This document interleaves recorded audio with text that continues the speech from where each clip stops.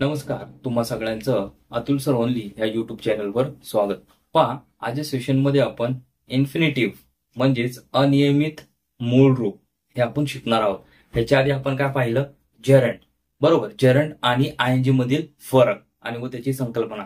बघा, त्याची लिंक मी तुम्हाला डिस्क्रिप्शन बॉक्समध्ये आणि वरती आय बटन मध्ये पण देते आणि शेवटी एंड स्क्रीनवर पण देते. तो कन्सेप्ट बघून घ्या आणि त्याच्यानंतर हा कन्सेप्ट बघा, मग तुमच्या लक्षात येऊन जाईल की काय फरक आहे आयएनजी आणि अनियमित रूपमध्ये. बघा, इन्फिनिटिव्ह समजण्याच्या आधी तुम्हाला वर्ब म्हणजे काय, वर्ब म्हणजे काय, क्रियापद,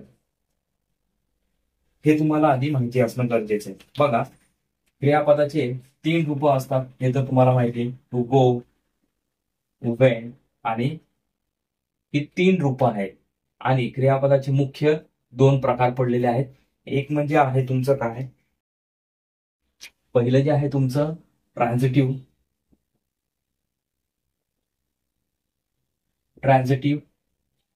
वर्ब आणि दुसरा त्याचा प्रकार आहे इनट्रान्झिटिव्ह वर्ब. इनट्रान्झिटिव्ह वर्ब, ट्रान्झिटिव्ह वर्ब म्हणजे काय की तुमचं सकर्मक क्रियापद, म्हणजे असे वर्ब की त्यांना कर्माची आवश्यकता असते. आणि इनट्रान्झिटिव्ह वर्ब म्हणजे काय की असे वर्ब की त्यांना कर्माची गरज नसते. बघा, हा झाला तुमचा कन्सेप्ट कशाचा, वर्ब आहे की नाही, ट्रान्झिटिव्ह आणि इनट्रान्झिटिव्ह. आता ह्याला जोडले कशाने? बघा, हे त्याचं पहिलं रूप, हे त्याचं दुसरं रूप आणि हे त्याचं तिसरं रूप. म्हणजे बघा, हे तुम्हाला वर्ब आहे हे कशावरून दर्शवलेलं आहे? इथं सुरुवातीला काय वापरले? To, go, went, gone.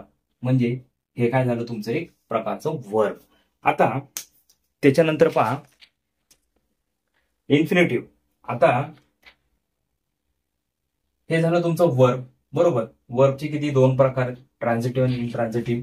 आता काही वर्ब असे असतात की ते सीमित असतात, राईट, सीमित असतात, म्हणजेच त्यांना आपण काय म्हणणार, फिनिट वर्ब्स. आणि ज्यांना काही सीमा नाही, म्हणजे त्यांचा लिंग, कर्ता ह्यांच्याशी काही संबंध नसतो, मग अशांना आपण काय म्हणणार, इन्फिनिटिव्ह वर्ब्स, म्हणजे अनियमित मूळ रूप. म्हणजे त्यांचा तुम्ही ज्यावेळेस त्यांचा वर्ब मध्ये वाक्यामध्ये जेव्हा तुम्ही त्याचा वापर करणार, त्याचा लिंग किंवा कर्ता किंवा कुठला ऑब्जेक्ट ह्याचाशी काही संबंध येत नाही.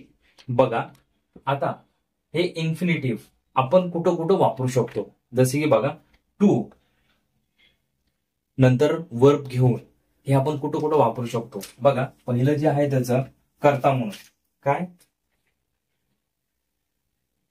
नाम म्हणून कर्ता,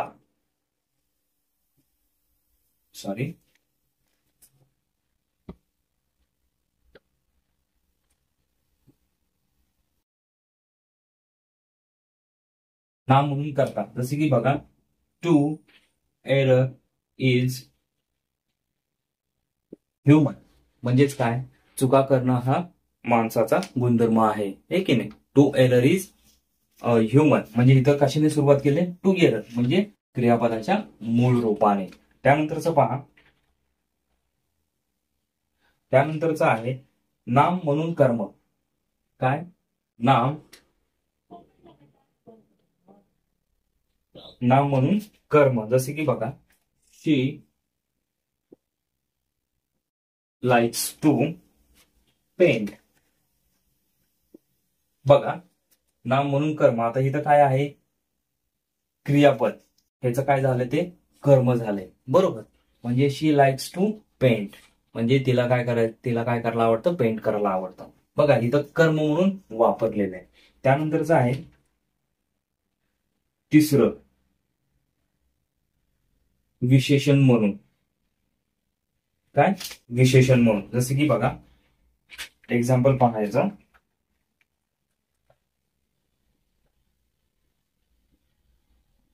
टेक धिस पेन्सिल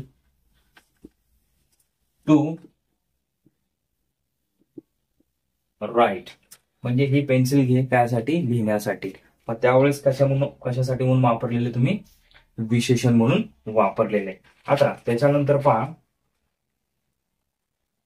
आता हे तुम्हाला बघा, पहिला आहे नाम म्हणून करता, दुसरा आहे नाम म्हणून कर्म आणि तिसरा आहे विशेषण म्हणून. बघा तुम्ही, टू हे अशा पद्धतीने वापरू शकता टू आणि त्याच्यानंतर वर्बचं फर्स्ट फॉर्म.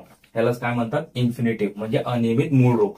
आता ह्यातला जो शेवटचा प्रकार आहे बघा, हा तुमचा ग्रॅमॅटिकल प्रोग्राम आहे शेवटचा. तो लक्षात आला की तुम्हाला सगळं लक्षात येऊन जाईल. बघा, इन्फिनिटिव्ह आणि जरंड मधील फरक काय. इन्फिनिटिव्ह आणि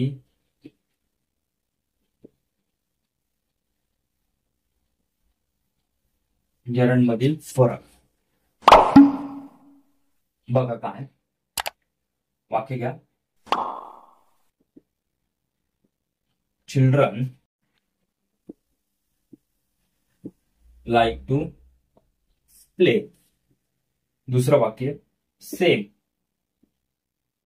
चिल्ड्रन लाईक प्ले. बघा, तुम्हाला ज्यावेळेस म्हणलं जाईल की रिमूव्ह टू, तर मग तुम्हाला काय करायचंय, टू काढायचे आणि त्याच्यानंतरचा जो वर्ब आहे त्याला डायरेक्टली आयएनजी करायचंय. आणि तुम्हाला म्हणले की रिमूव्ह आयएनजी किंवा मेक इन्फिनिटिव्ह असं जर म्हणलं तर मग काय करायचंय तुम्हाला, चिल्ड्रन लाईक आयएनजी काढायचं. दोन वर्बच्या मध्ये तुम्हाला काय घ्यायचंय, टू आणि क्रियापदाचं मूळ रूप. ह्या क्रियापदाचा ह्याच्याशी काही संबंध नाही. बघा, तुमचे दोन्ही कन्सेप्ट क्लिअर करून दिलेले आहेत. त्यासाठी तुम्ही जेरंड पण हे पहा, तुमच्या लक्षात येऊन जाईल. बघा, खूप सोपा कन्सेप्ट आहे. तुम्हाला नाऊन इन्फिनिटिव्ह कुठल्या प्रकारे तुम्हाला वापरायचे ते पण सांगितले आणि जेरंड आणि इन्फिनिटिव्ह मधला फरक पण सांगितलाय.